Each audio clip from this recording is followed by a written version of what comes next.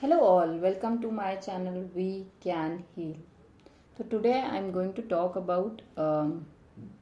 how ordinary is the extraordinary. Okay, तो गीता में एक श्लोक है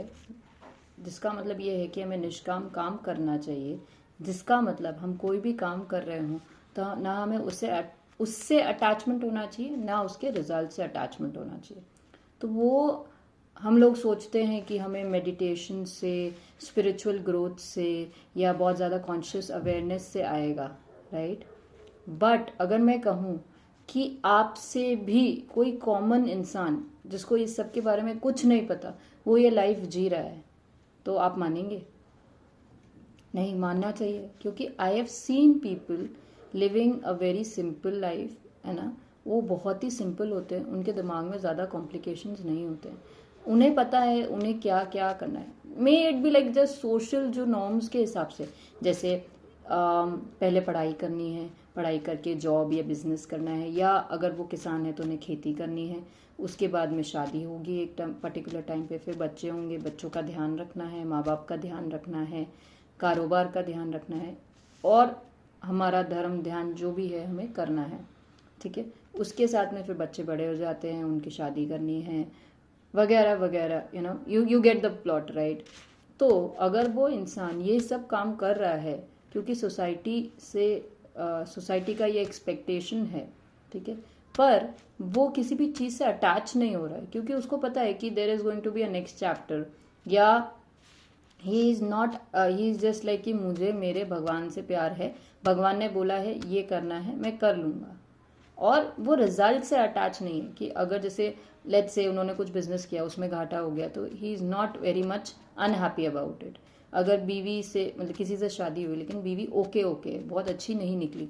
थोड़ी अपने हिसाब से उनके साथ एडजस्ट नहीं कर पा रही है, ही इज़ ओके विद इट। बच्चे अच्छे निकले तो भी ओके विद इट, अगर नहीं अच्छे निकले या उनकी शादी कराई और वो अच्छी नहीं निकली या उनका करियर सही नहीं बना, so he is okay with it, he will try his best, but he will not sit crying कि हाय मेरी ज़िंदगी का क्या हो गया, या मैंने इतनी मेहनत या एफर्ट किए सब खराब हो गया, I am a failure at any point of time. क्योंकि उनको पता है this is also part of life, कि sometimes you will fail and sometimes you will pass, and so they get old and they are also okay with that कि घर में सब बच्चे बड़े हो गए, सब अपने अपने काम कर रहे हैं, कोई उनको टाइम नहीं दे पा रहा है, वो भगवान में या धर्म ध्यान में या कोई भी दूसरा सोशल वर्क में अपना ध्यान लगाते हैं, और they die at 70s around, and they die happily, they have no regrets, they have no ambitions, they have no complaints against anyone. So this is a life worth lived, rather than always searching for spiritual growth or me time, or self love or meditation times. अगर आप detachment के साथ अपनी पूरी life जी सकते हैं, जैसे कि बहुत सारे आम आदमी जो मैंने देखे हैं जो बहुत सिंपल है, उनके पास बहुत ज़्यादा कुछ नहीं है, बहुत नाम भी नहीं है, उनको बहुत पढ़ना लिखना या बहुत ज्ञान भी नहीं है, पर उनको पता है कि उनको ये सब करना है और वो करते हैं विदाउट एनी अटैचमेंट और without any questions on themselves कि भाई मैंने किया, गलत कैसे हो गया, या मुझसे गलती क्यों होती है, या मेरे साथ ऐसा क्यों होता है। They live their lives and they die as normal, as ordinary lives, as ordinary people, but being detached to anything or any event or any result. That is a life that is worth more than extraordinary. Okay, तो वो निष्काम काम हमसे भी ज़्यादा better कर पाते हैं। सोचिएगा इस बारे में। Thank you, please heal.